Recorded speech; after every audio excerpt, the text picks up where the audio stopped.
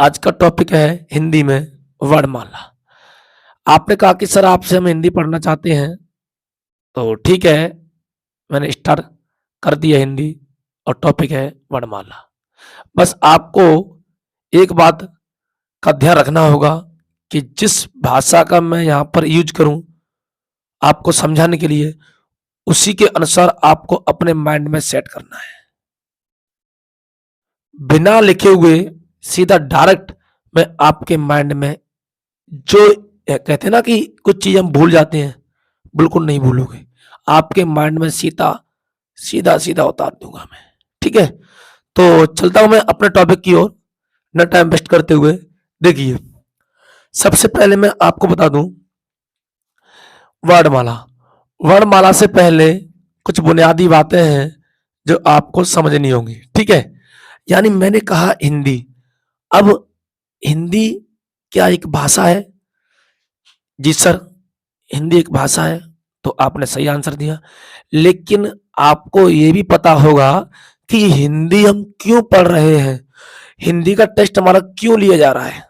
तो सुनिए, हिंदी का टेस्ट हमारे लिए इसलिए महत्वपूर्ण है क्योंकि हिंदी से यानी एक जो भाषा है, इससे मनुष्य अपने विचारों का आदान-प्रदान करता है। जब तुमको सही रूप से हिंदी का ज्ञान नहीं होगा या उसका मार्गदर्शन नहीं होगा, तो तुम अपने विचारों का सही रूप से कहाँ आदान-प्रदान कर पाओगे? बताइए मुझे। इसलिए हमारी जो हिंदी है, बहुत महत्वपूर्ण हो चुकी है। समझ गए? इसलिए मैं आपसे कहना चाहूँगा कि हिंदी क्या है? तो देखिए, हिंदी एक भाषा है जो कि वह साधन है जिससे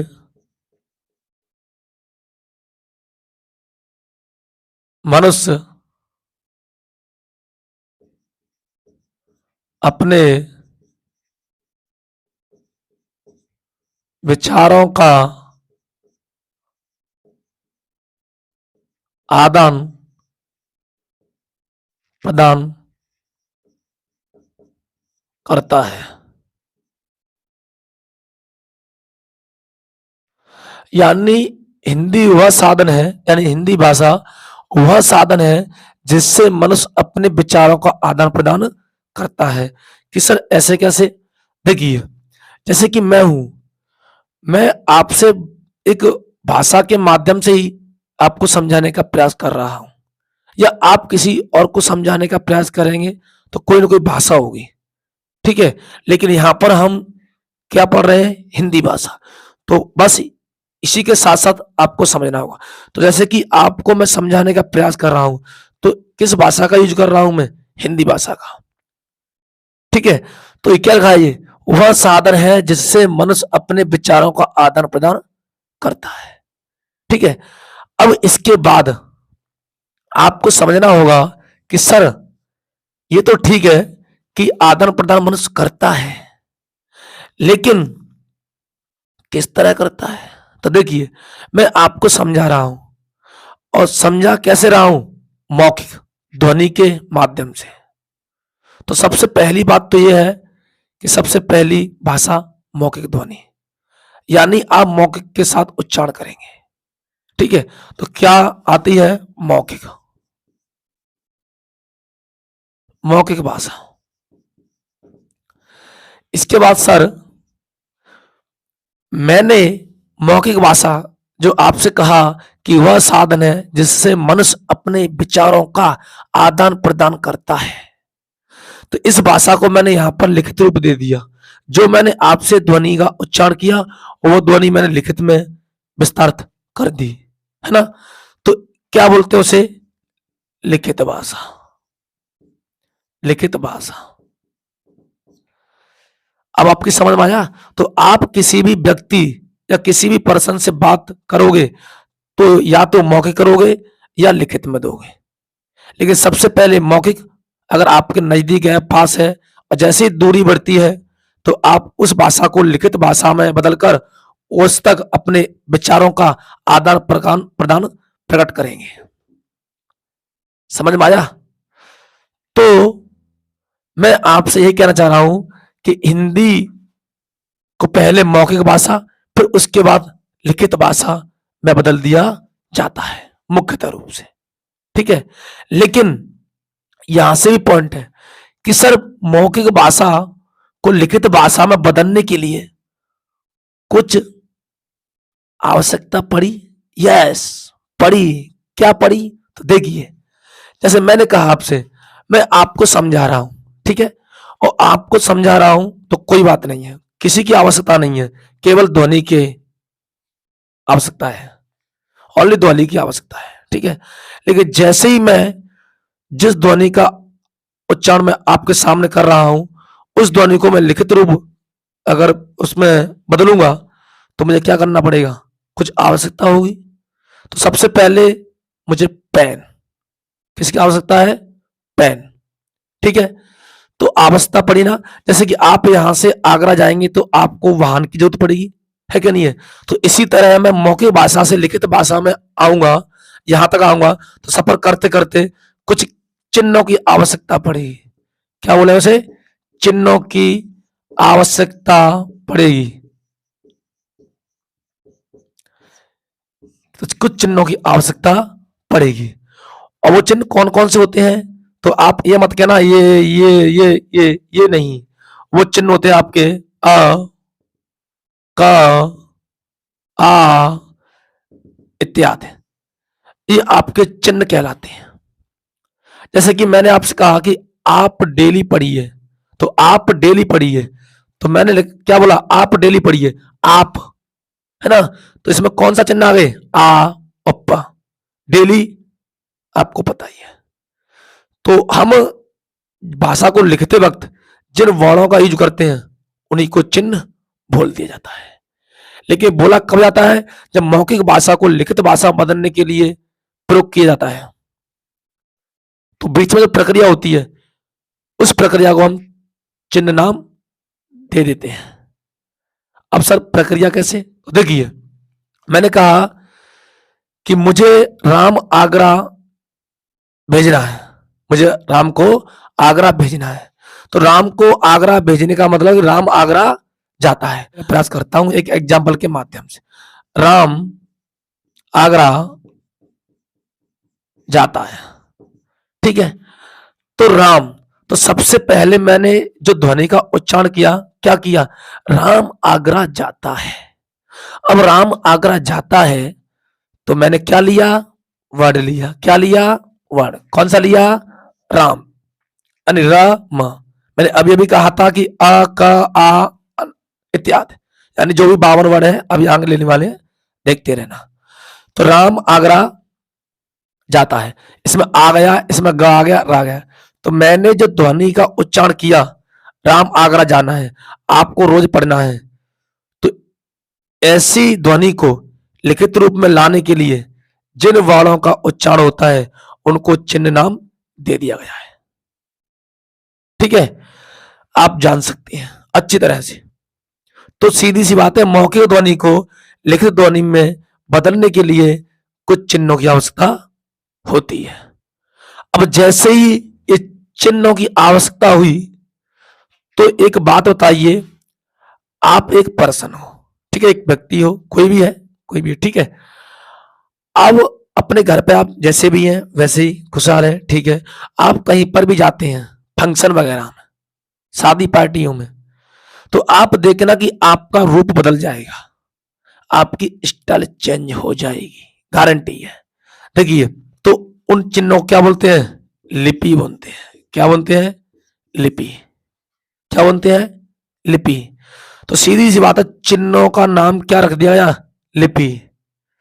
अब सर लिपि है तो यहां बात आती है कि जो आपकी लिपि है ना, ये हमारी जो हिंदी, ये किस लिपि की भाषा है? देवनागरी लिपि। तो क्या है ये?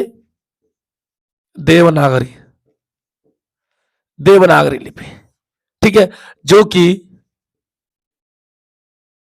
ब्राह्मी लिपि से विकसित है। ब्राह्मी लिपि से विकसित है। ठीक है, यानी लिपि, यानी जो हिंदी लिपि है वो देवनागरी लिपि, और देवनागरी लिपि से किससे विकसित है? ब्राह्मी लिपि से विकसित है। यहां तक बात क्लियर? टेंशन ना लीजिए, गारंटी है, एक भी पॉइंट रहने नहीं दूंगा आपको।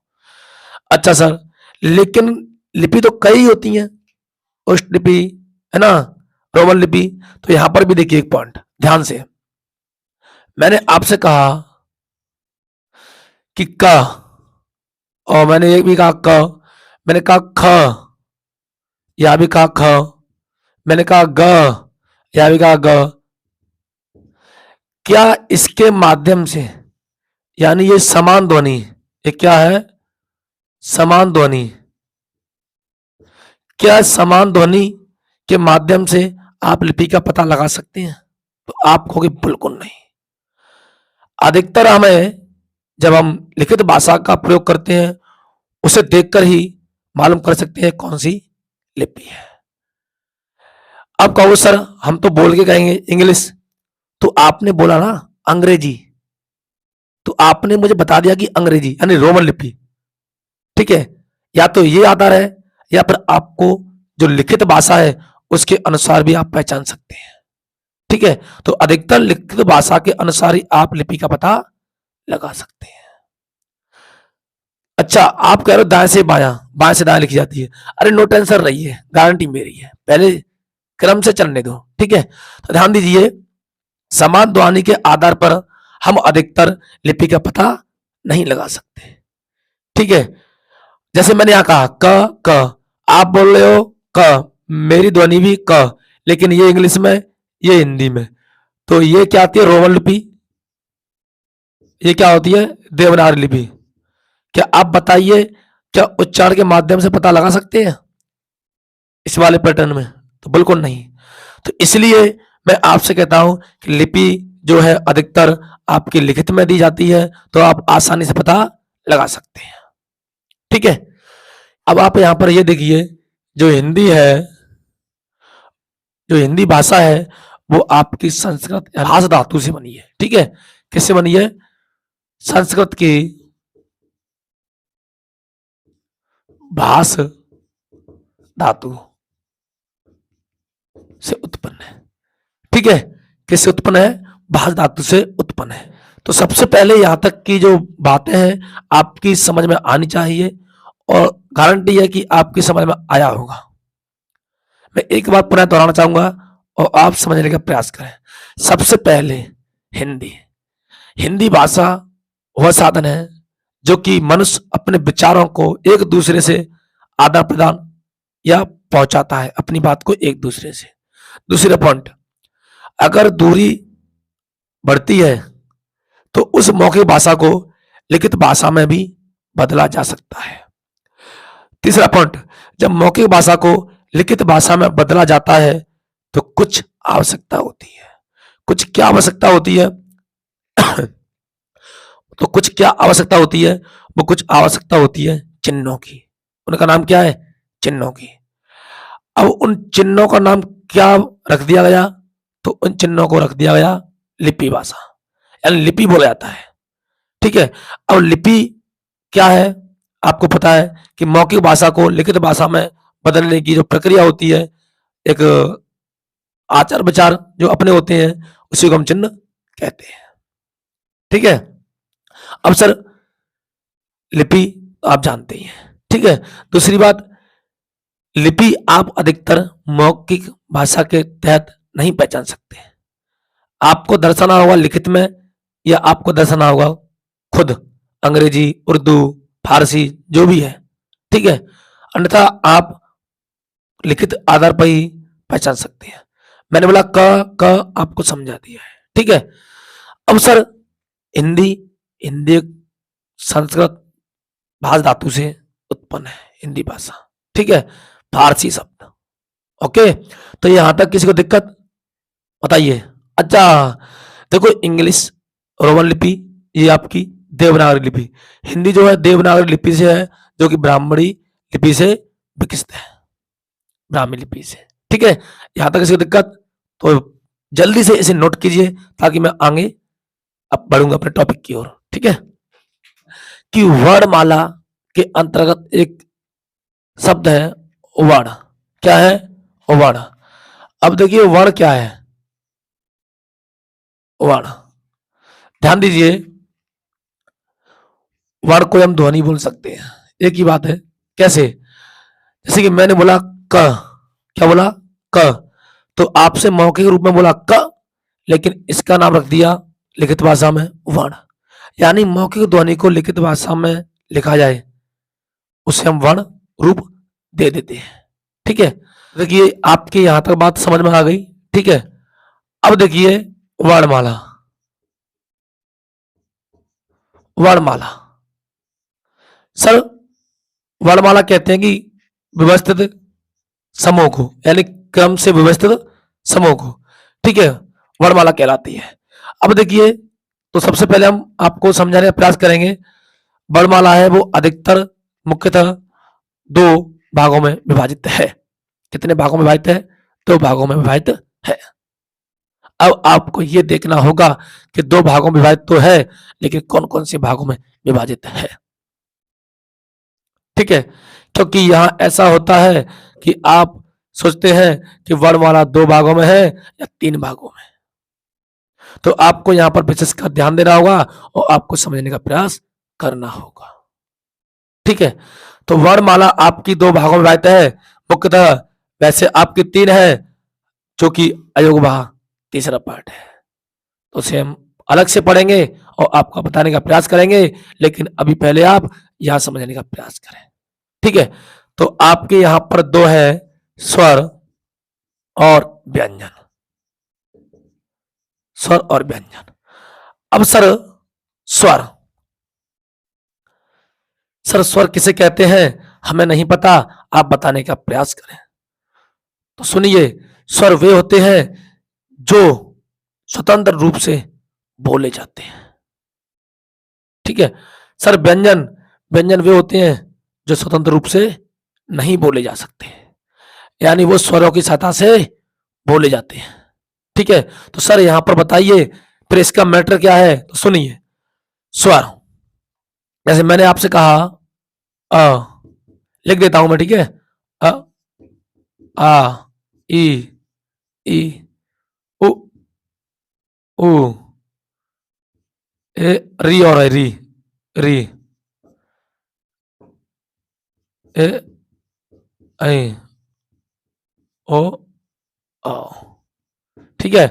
1 2 3 4 5 6 7 8 9 10 11 और आपके ये भी होते हैं, ठीक है, बताऊंगा, वैसे तो मैंने कहा नहीं है ये अयोगवा है, और ये भी होते हैं तो, ठीक है।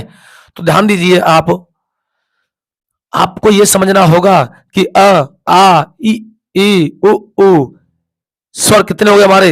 1 2 3 4 5 6 7 8 9 10 11 12 13। लेकिन यहां भी आपको ध्यान देना होगा कि इसमें क्या क्या पॉइंटिंग है। देखिए, मैं आपसे कहता हूं कि स्वर मानक रूप से कितने हैं? मानक रूप से कितने हैं? तो आपका जवाब रहेगा कि मानक रूप से सर 11 है।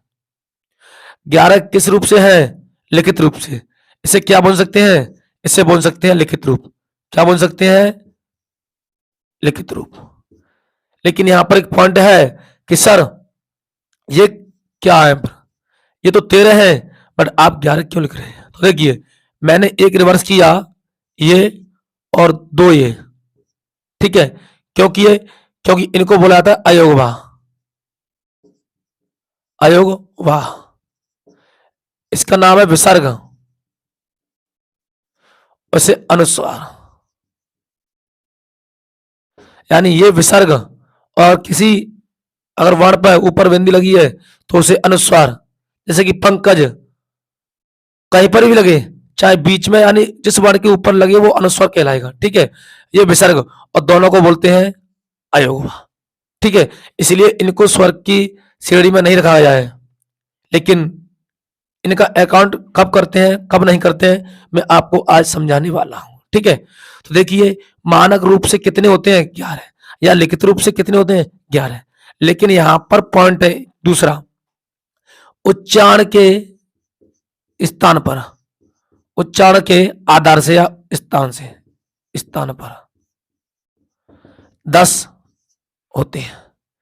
सर क्यों उच्चारण के स्थान पर 10 क्यों होते हैं?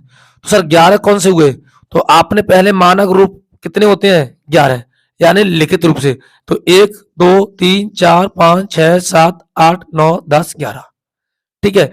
लेकिन सर आपने उच्चारण के स्थान पर 10 क्यों लिख दिए? तो देखिए, जो हमारे री है, इस री का उच्चारण हम र करते हैं। क्या करते हैं?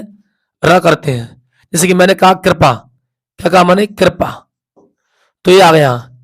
तो सर ये तो, ये वाली र तो आपकी व्यंजन है, व्यंजन में शामिल है, तो इसका एक जैसी ध्वनि होने के कारण इसे कहां रख दिया गया? व्यंजन की ओर। इसी कारण हम उच्चारण के स्थान पर हम री को नहीं अकाउंट करते हैं, ठीक है। इसलिए आपको ध्यान रखना होगा कि उच्चारण के स्थान पर 10 ही प्रयुक्त है, ठीक है। यहां पर भी आपको ध्यान रखना होगा कि मानक रूप से कितने हैं? 11 हैं। कितने हैं? 11 हैं। कितने हैं? 11 हैं। यानी लिखित रूप से कितने हैं? 11 हैं। और आपको यह भी ध्यान रखना होगा कि ये क्या है? अनुस्वार है। ये क्या है? विसर्ग है। और दोनों क्या है? अयोगवा है। तो यहां तक की बात आपकी समझ में आई? यस। स्वर मैंने आपको बता दिया है कि जो आजादी यानी स्वतंत्र रूप से बोले जाए, जिन्हें किसी की आवश्यकता नहीं बोलने के लिए, वो अपने आप में स्वर कहलाते हैं, ठीक है। इसी तरह व्यंजन, व्यंजन में क्या है? जो स्वतंत्र रूप से नहीं बोले जा सकते, यानी जिन्हें स्वरों की आवश्यकता होती है और स्वरों की सहायता से ही बोले जाते हैं, अन्यथा व्यंजन बिना स्वर के नहीं बोले जा सकते। इसलिए आपको ध्यान रखना होगा, जैसे कि मैंने बोला क, तो अभी तक मैंने क बोला, लेकिन जरा सोचिए इसमें क्या है? क प्लस अ, जरा साउंड को खींचकर बोलिए, क क क, तो इसमें क्या रहा है? अ, क्या रहा है? अ, तो ये हुआ ना अपने आप में व्यंजन। तो ये व्यंजन है, ये स्वर है, दोनों मिलकर क्या बनाते हैं? क, जो कि व्यंजन बन जाता है। इसलिए ध्यान रहे कि व्यंजन किसकी सहायता से बोले जाते हैं? स्वरों की सहायता से बोले जाते हैं। अब मुझे डेफिनेशन लिखने से अच्छा है कि आप खुद डेफिनेशन अपने हाथ से लिखें, ठीक है। आप यहां तो नोट कीजिए, ओके ओके, नोट कीजिए, कोई बात नहीं है, नोट कीजिए जल्दी से। अच्छा, देखिए आपका पॉइंट सही है, आपने पूछ लिया, अच्छा है। देखिए, आपने कहा कि सर हमने तो पढ़ा है बुक में कि स्व, जो आपके वर्णमाला में स्वर जो वर्ण होते हैं वो 13 दिया है, सही है ये। अगर वर्णमाला के अंतर्गत अकाउंट किया जाए तो, या कुल पूछे तो 13 आंसर लगाना है। अगर आपसे पूछे कि मानक रूप से या लिखित रूप से, तो 11 लगा के आना है। स्वरों की संख्या 11 लगा के आनी है, ठीक है। लेकिन वर्णमाला में स्वरों के यानी जो संख्या अब कितनी है? 13 है। या कुल संख्या कितनी है? 13 है। तो अच्छी बात है, आपने पॉइंट पूछा, क्लियर हुआ आपका, और महत्वपूर्ण भी है ये, ठीक है। तो अब कोई डाउट? ओके, नोट कर लिया, चलता हूं मैं आगे, ठीक है। तो देखिए, अब सब समझाने वाला, टेंशन ना लो। वर्ड, अक्षर, शब्द, अनुच्छेद, अध्याय, सब कुछ, पद वाक्य सब समझाने वाला, टेंशन मत लीजिए। एक आरोही क्रम, अवरोही क्रम दोनों चीजों में व्यस्त करूंगा, ठीक है। लेकिन ध्यान रखिए, टेंशन ना लो, जब जैसे टॉपिक पूरा होता है उसके बाद कहना कि सर आपसे ये पॉइंट छूट गया, ठीक है। आप एक बात और सुनिए, भाषा की छोटी इकाई क्या होती है? वर्ण। और भाषा की सबसे छोटी सार्थक इकाई आप कहोगे शब्द, ठीक है। आप कहोगे शब्द। कैसे? देखिए, भाषा की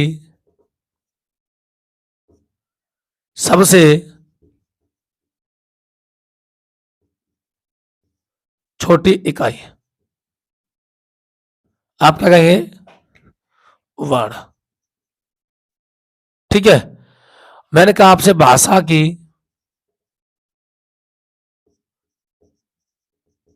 सबसे छोटी सार्थक इकाई क्या? सार्थक इकाई। तो आपका जवाब रहेगा शब्द। ठीक है, ये मेरे पॉइंट है दो। सर या इसमें क्या अंतर है सर? तो भाषा की सबसे छोटी इकाई वर्ण, कुछ भी बोलिए, का, रा, मा, या, ला, व, कुछ भी बोलिए, कोई दिक्कत नहीं है। लेकिन शब्द, भाषा की सबसे छोटी सार्थक इकाई आपका शब्द होता है। और शब्द क्यों होता है, आप समझने का प्रयास करें। ठीक है, क्या होता है कि शब्द, मैंने कहा कमल, मैंने कहा कलम, ये क्या है? शब्द। क्योंकि कोई ना कोई सार्थक इनका अर्थ होना चाहिए जिसके कारण हमें उसका पता लग सके कि क्या है। लेकिन मैंने इसी का बोला, क्या लूं इसमें से? मकल। इसको मैं पढ़ लेता हूं, मकल। इसका कोई अर्थ है? नहीं है, इसलिए ये कोई शब्द नहीं है। शब्द क्या है? कमल, कलम। तो सीधी सी बात है। ठीक है, तो यहां तक किसी को दिक्कत? नोट करो इसे जल्दी से। ठीक है, यहां पर देखिए, अब इसके बाद मैं चलता हूं स्वरों के प्रकार। स्वरों के प्रकार, ठीक है, तो आपको ध्यान देना होगा कि कितने होते हैं। तो मुख्यतः मैं आपको बताने वाला हूं। ठीक है, देखिए, अश्व स्वर, अश्व स्वर। नंबर 2 दीर्घ स्वर। नंबर 3 प्लुत स्वर, प्लुत स्वर। अब ध्यान ध्यान दीजिए आप यहां पर कि सर अश्व स्वर क्या होता है, हमें नहीं पता, तो मैं आपको समझाने वाला हूं, टेंशन ना लीजिए। देखिए, हस्व स्वर जो कम से कम ध्वनि का प्रयोग किया जाए, कम ध्वनि, कम से कम ध्वनि, कम से कम ध्वनि का उच्चारण। ठीक है, दीर्घ, इससे दुगुनी ध्वनि, इससे यानी अच स्वर से दुगुनी ध्वनि के साथ उच्चारण। ठीक है, तीसरा क्या है? इससे तिगुना, इससे दुगुना, इससे तिगुना मान लिया जाए, कुछ भी मान लिया जाए। ठीक है, यानी इससे अधिक लगे। दीर्घ स्वर से प्लुत स्वर जब आप उच्चारण करोगे तो उसमें दीर्घ स्वर में जितनी ध्वनि लगती है उससे अधिक लगेगा। ठीक है, सीधी सी बात ये है। तो क्या होता है? 3 गुना समय, 3 गुना समय। तो ध्यान दीजिए, यहां पर आप ध्यान दीजिए, अश्व स्वर कम से कम समय। तो मैंने कहा कि अ, छोटी ई, उ और री। ठीक है, ये आपके 4 हो गए। सर इनको याद कैसे करें? तो देखिए, याद कैसे करेंगे, मैं आपको समझा रहा हूं। ये क्या है? अश्व स्वर। अश्व मीन्स 80, अश्व स्वर मीन्स 80। सर हम लोगों पर कौन हंसता है? कौन हंसता है? तुम्हें पता है कि अक्सर छोटे लोगों पर बड़े लोग हंसते रहते हैं, या उनकी हंसी करते हैं, या उनकी मजाक उड़ाते हैं, या उनकी बेइज्जती करते हैं। देखो, बुरा मत मानना, एक समझाने का प्रयास कर रहा हूं। तो सीधी सी बात है, छोटे लोगों को बड़े लोग अपनी तुलना में मायने बिल्कुल नहीं रखते हैं। वो हमेशा अपने ही भावुक में होकर ये कहते हैं कि ये क्या है मेरे सामने। तो इसलिए इस पॉइंट से आपको याद रहेगा कि अश्वमेष असना, अश्वमेष असना, अस्ते किन लोगों पर है? छोटे लोगों पर। तो वर्णमाला हम पढ़ रहे हैं, हिंदी पढ़ रहे हैं, इसलिए हिंदी में क्या आता है? अ ई उ। तो छोटे कौन है? स्वर में हम बात कर रहे हैं, स्वर के अंतर्गत। तो अ ई उ री, ये आपके छोटे हैं। ठीक है, तो आप ध्यान रहे कि अश्व स्वर आप कभी नहीं भूलोगे, यानी हंसते हैं लोग किन पर? अ ई उ री। कोई करता है कोई कहता है ई लग गई मेरे, कोई कहता है ऊ, कोई कहता है रे। तो यानी ऐसी ध्वनि साउंड निकालने से लोग कहते हैं देख कैसे कर रहा है, कैसे कर रहा है देख। आपका कहीं पर छोटा है, आपको ई, आपको अगर कहीं हो जाता ओ है ना, ऐसे ध्वनि निकालते हो। तो आप किसी भी तरह याद कीजिए, लेकिन याद कराना मेरा मकसद है। तो मैं तो याद किया है अस स्वर। अधिकतर लोग छोटे लोगों पर हंसते हैं। छोटे का मतलब वर्णमाला में छोटे स्वर। तो छोटे स्वर कौन से हैं? अ ई उ री। आप शुरुआत से पढ़ते आइए, आपको अ से लेकर ज्ञा तक तो आपको ज्ञान होगा। ठीक है, तो यहां तक किसी को दिक्कत? ओके। सर दीर्घ स्वर कौन से होते हैं? तो इनका ही रूप दे दिया है, अ से अ यानी बड़ा। ठीक है, ई से ई यानी बड़ी, यानी ऊ से ऊ बड़ा ऊ। और आप इसमें भी ले सकते हैं। ठीक है, बड़ी री भी ले सकते हैं। ठीक, इसके बाद और क्या बचा इसमें?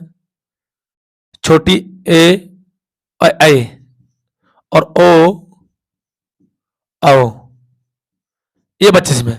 ठीक है, तो आप ध्यान दीजिए, आ ई उ ए ऐ ओ औ, 4 और 3 7 और 7 4 11। तो आप पे कितने हुए? ले सकते हो, लेकिन मैंने इस पर लगा दिया क्या? ये लगा दिया है। ठीक है, तो आप देखिए, अ ई उ री, आ ई उ ए ऐ ओ औ। ठीक है, तो आप देखिए मैंने क्या बोला आपसे पहले, कितने होते हैं आपके? लिखने के आधार पर 11। तो देखो मैं लिखा 4 3 7 7 4 11, लिख दिया ना। लेकिन सर यहां तक तो बात समझ में आई, पर ये क्या है? तो देखिए मैं आपको एक यहां से बताता हूं एक पॉइंट। मैंने कहा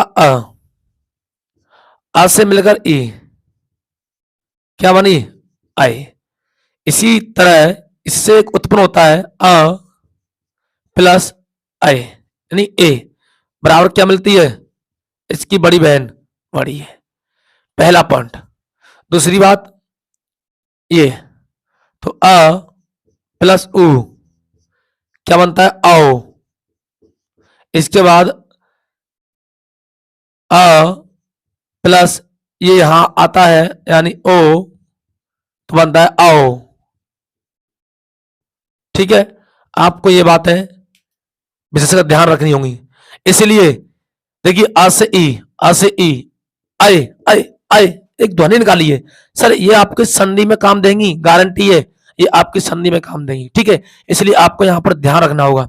इसका उच्चारण कीजिए। मैं करता हूं आए आए आए आए आए, तो क्या की किसकी साउंड आ रही है? आए आए। इसी तरह मैं इसका उच्चारण करता हूं, इसके सामने यहां लगा देता हूं इसे आए, तो आए आए आए आए आए बड़ी है। ठीक है, साउंड के अनुसार याद कीजिए, न कि रटिए मत, रटना बिल्कुल नहीं है। ठीक है, इसी तरह यहां पर देखिए आओ, आ प्लस इसे हटाते हैं आओ। जरा इसको साउंड निकालो, क्या बोलोगे? आओ आओ आओ आओ आओ, तो आओ। इसी तरह यहां पर मैं यहां लगाता हूं इसके साथ अ प्लस आओ यानी आओ आओ आओ आओ, तो आओ। तो आप साउंड के तहत याद कर सकते हैं, साउंड निकाल लीजिए, अपने आप वर्ड बन जाएगा। ठीक है, आप यहां पर बड़ा आ भी ले सकते हैं, यस यस सिस्टर यस। आप यहां पर आ भी ले सकते हैं, आया करो अपलाइन में। ठीक है, बिल्कुल यस, वहां से चले आया करो। ठीक है, तुम भी भाई आया करो। तो आए आए आए आओ आओ। ठीक है, यानी साउंड के तहत भी आप याद कर सकते हैं और आप समझ सकते हैं चीजों को, और आपको रटने की जरूरत नहीं पड़ेगी। इसलिए इन्हें क्या बोला जा सकता है? संयुक्त स्वर भी बोलते हैं, संयुक्त स्वर। आपको बता दिया मैंने कि संयुक्त स्वर क्यों बोला जा सकता है। देख लो यहां पर, देख लो यहां पर। ठीक है, तो सीधी सी बात है कि इनको संयुक्त स्वर भी बोला जा सकता है, लेकिन ये हम पढ़ाएंगे आगे जाकर। ठीक है, और क्या क्या हो सकता है, तो बस यहां पर ध्यान दीजिए कि अच् स्वर कम से कम, अच् स्वर यानी अस्ते कौन है? अक्सर बड़े लोग छोटों पर। तो यहां पढ़ रहे हैं हम हिंदी, हिंदी में छोटे कौन है? वर्णमाला के अंदर शुरुआत से अ ई उ री। ठीक है, दूसरी बात दीर्घ स्वर, तो इनका ही बड़ा भाई इनसे बड़ा है, आ ई उ, अ का आ। लेकिन सर ए ऐ ओ औ ये बड़े हैं, लेकिन कैसे सिद्ध करें? तो देखिए यहां पर अ प्लस ई, साउंड निकालिए आए आए आए, तो आय बनेगी।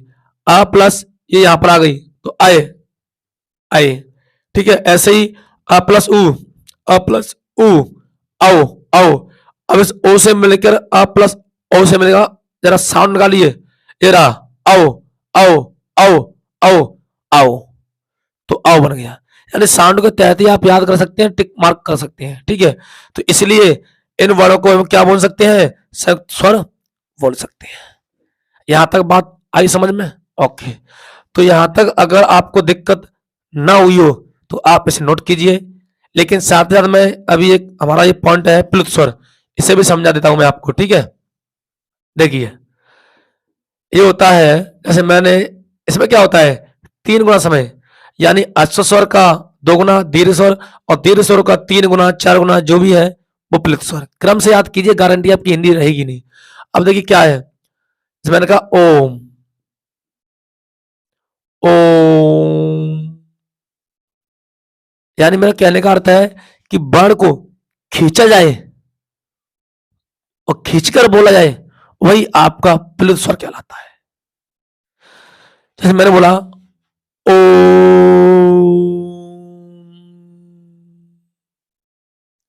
ओ, तो मैंने किस वर्ण का उच्चारण खींचे किया, ओ का।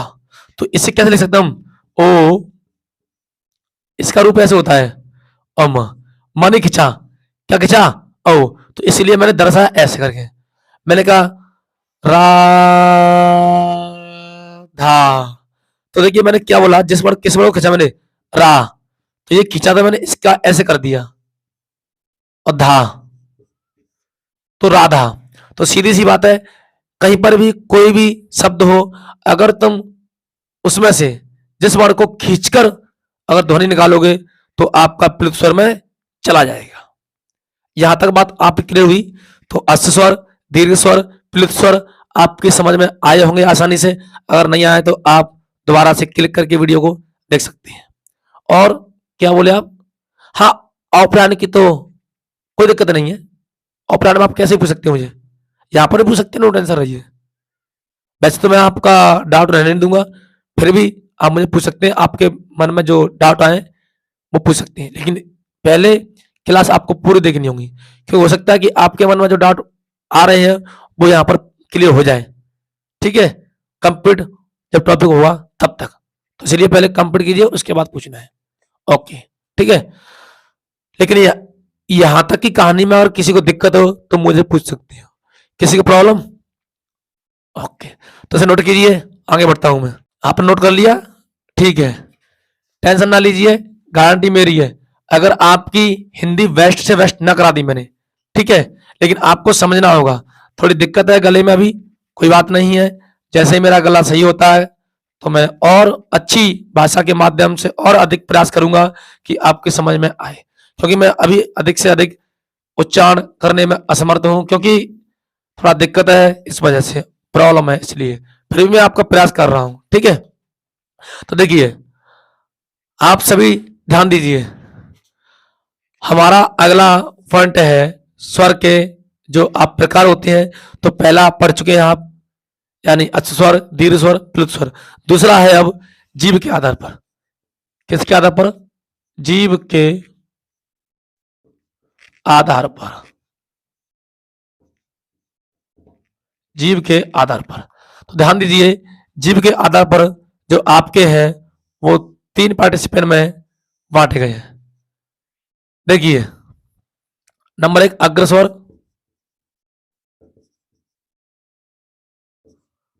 नंबर 2 मध्य स्वर, नंबर 3, अरे भाई मेरे उस लेख पर आपने नजर लगा ली लेकिन अपने पर नहीं लगाई। अरे लो लो, अब ठीक है, स्वर है ये। चलो लिख देता हूं मैं, ठीक है। तो इतना ध्यान दिया करते हैं इन चीजों पर। ओके, मध्य स्वर, यहाँ पच्च स्वर, पच्च स्वर, ठीक है। अब ध्यान दीजिए अग्र स्वर। सर अग्र स्वर है तो बस टिक करना है, अग्र स्वर होते कौन कौन से हैं? तो डायरेक्ट आपको याद करने के लिए एक फनी शब्द बोलूंगा जो आपको याद करा देगा। तो देखिए, अग्रस्वर, अग्रस्वर को एक शब्द लेते हैं अग्र, क्या लेते हैं? अग्र, सॉरी अग्र ले लीजिए, अग्र, अग्र, ये शब्द है अग्र। अब देखिए इससे हमें क्या करेगा? अग्र मीन्स अग्र, अग्र मीन्स अग्र, अग्र, अग्र, आपने अग्रसेन सुना होगा, ठीक है? तो इससे क्या रहेगा? अग्रिय, गृह, गृह, अग्रिय, अग्रिय, गृह, ईय, गृह, ईय, इस पे ई की मात्रा की है, अग्रिय। तो छोटी ई और इसकी बड़ी बहन बड़ी, इसके बाद ए, क्या लगा है? ए। तो इसके बाद क्या है? छोटी ए और ए, ये आपके चार अग्रस्वर बन चुके हैं। तो अग्रय, तो अग्रय से क्या निकाल सकते हैं? अग्रस्वर, यानी अग्रिय, ई, अग्रिय, गृह, गृह, ई, ई, ई, यानी छोटी ई इसकी बड़ी बहन, छोटी ए इसकी बड़ी बहन, बस कहानी खत्म, कहानी खत्म। आपको याद होगा, जिस तरह मैंने याद किया उस तरह मैं आपको याद कराने का प्रयास कर रहा हूं, ठीक है? इसी प्रकार मध्य स्वर, सर मध्य स्वर क्या है? तो मध्य से आप ध्वनि साउंड निकालिए, नहीं, मध्य स्वर यानी एक बीच का रास्ता, तो उससे ध्वनि निकलती है निकलती है ठीक है? अब सर पच स्वर कैसे याद करें? पच स्वर याद कैसे करें? तो देखिए, जब आपके दोनों क्लियर हो चुके हैं, दोनों पॉइंट यानी अग्रस्वर मध्य स्वर, तो ऑटोमेटिक अपने आप जो वर्ण बचे हैं वो आपके पच स्वर में शामिल हो जाएंगे। देखिए कैसे, यहां पर ई हो गई, ई ए आई आ, तो क्या बचा यहां पर? आ तो हो गया, सॉरी बड़ा आ बचा, ठीक है? इसके बाद ओ और बड़ा ओ, और इसके बाद क्या बचा यहां पर? हाँ, ओ और बड़ा ओ, ये बचे आपके। तो 4 1 5, 5 3 8, तो 10, ठीक है? 10 हुए ना उच्चारण के स्थान पर। सर 11 थे, तो मैं फिर आपको याद दिला दूं, वो क्या थे? मानक लिखित के आधार पर जो री थी हमारी, ठीक है? इसमें आप ले सकते हैं यस आगत, आगत स्वर जो कि होता है ए वाला, विदेशी मेहमान, विदेशी और जो कुछ भी नाम, इसके बहुत सारे नाम हैं, ठीक है? तो आगत भी रख सकते हैं, कोई बात नहीं है, लेकिन रियल में आपके अग्रस्वर, मध्य स्वर, पच स्वर आपके यही है, ठीक है? तो आपको यहां तक दिक्कत, याद कैसे करना है? सर अग्रस्वर कौन से होते हैं? तो अग्रिय, अग्रिय, तो ई छोटी बड़ी, छोटी है बड़ी है। सर मध्य स्वर सर पच स्वर तो बिल्कुल याद नहीं है मुझे पच स्वर, लेकिन जब मुझे अग्रस्वर और मध्य स्वर याद है तो ऑटोमेटिक जो बचे हैं वो बाद में पश्चिमिस अपने आप उसमें सेट हो जाएंगे। तो जब ऑप्शन आएगा ना तो अपने आप वेरीफाई कर लेंगे। तो मैं चाहता हूं कि आप हर चीज को रटो मत, केवल समझो। अगर समझ गए ना तो गारंटी है कि आप इसको अच्छा कर पाओगे, आपसे रहेगा नहीं। लेकिन आप इसे अलग से याद करें, आप इसे अलग से याद करें, आप इसे अलग से करें, तो समझ लो कि आपका एक ही टॉपिक आपकी पूरी क्या करेगा? पूरे टाइम को बर्बाद कर देगा। पढ़ना बहुत है, मैथ भी पढ़ना है, हिंदी भी पढ़नी है, जीएस भी पढ़नी है, इंग्लिश भी पढ़नी है, बहुत कुछ पढ़ना है भाई, बहुत कुछ।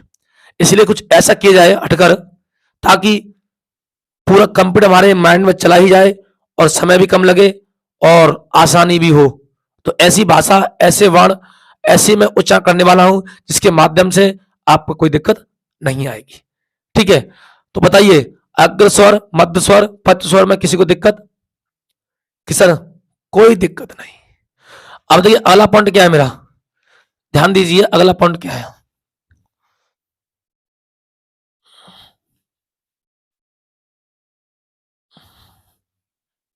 देखिए अगला पॉइंट क्या है मेरा, मुख के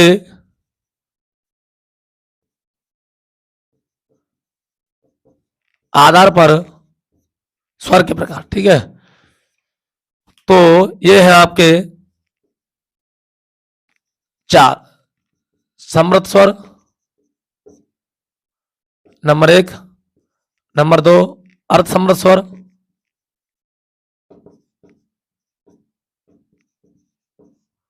नंबर 3 विभ्रत स्वर,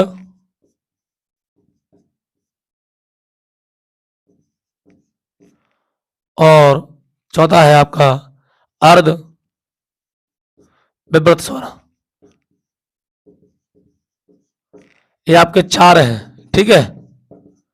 अब देखिए, अब सर हमें इससे मतलब होने कि समृद्ध कैसे कहते हैं, ये बाद वाले होते हैं, आधा मुंह खुला होता है, हमें तो केवल ये बता दीजिए कि सर इसे तो हम देख लेंगे, लेकिन ये बताइए कि समृद्ध स्वर होते कौन कौन से हैं, ये याद करने की बड़ी प्रॉब्लम है। तो देखिए, इसके लिए मैं एक फनी शब्द लेता हूं, सुई। सुई, अब सुई क्या है मेरी, आप ध्यान दीजिए, ये आपके लिए चारों को याद करा देगी, दो इनको, दो इनको, ठीक है। तो सुई देखिए, समृद्ध।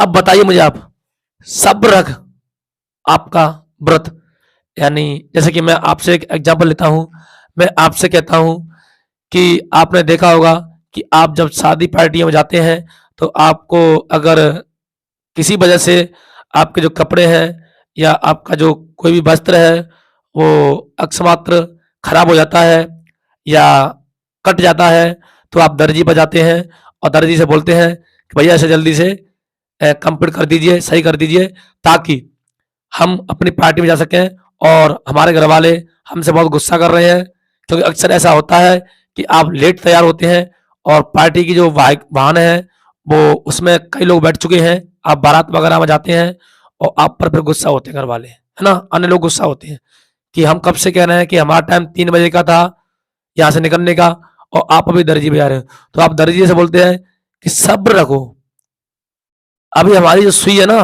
वो धीरे धीरे काम करेगी। अब ऐसा तो है नहीं कि एकदम लगा दो, एकदम कम कर दो, धागा भी टूट जाता है, वो उसमें फिर लगाते हैं, है ना। तो इसलिए समृद्ध यानी सुई, हमने प्रयोग किया सुई का। तो देखिए इसमें क्या रहा है, ऊ, क्या रहा है, ऊ, इसमें ई, क्या रहा है, ई। अच्छा, तो सुई, उई, उई, ऊ और ई, ऊ और ई, ठीक है। ठीक है, टाइम हो गया है और अगली क्लास में जरूर लाएंगे, और आपसे वादा है कि आपको हिंदी इस तरह आपके सिर पर यानी माइंड में इस तरह सेट कर देंगे कि आपको ऐसा प्रतीत होगा, गारंटी मेरी है कि आपकी हिंदी बिल्कुल इतने कांस्टेंट, इतने मैथ की तरह, इतनी सरल भाषा में लेकर चलूंगा कि जिसके माध्यम से आप आसानी से क्वेश्चन का आंसर में टिक कर सकें। और यहीं तक छोड़ता हूं मैं, और अगले नेक्स्ट आने वाली वीडियो में यहां से स्टार्ट करूंगा, ठीक है। क्या बोले आप, बोलिए। गारंटी है लगभग 2 महीने, बस लास्ट कंप्लीट करा दूंगा। कोई भी एग्जाम देना, नो टेंशन, ओके। और मेरा अधिकतर यही प्रयास रहेगा कि आपको कम यहाँ पर शब्द अपने जो एक्स्ट्रा है उन्हें यूज करूं, और अधिक से अधिक शब्द आपको जो टॉपिक है उसके ही जो वर्ड है उन्हीं को यूज करूं, तो अच्छा रहेगा, ताकि आपका समय खराब ना हो।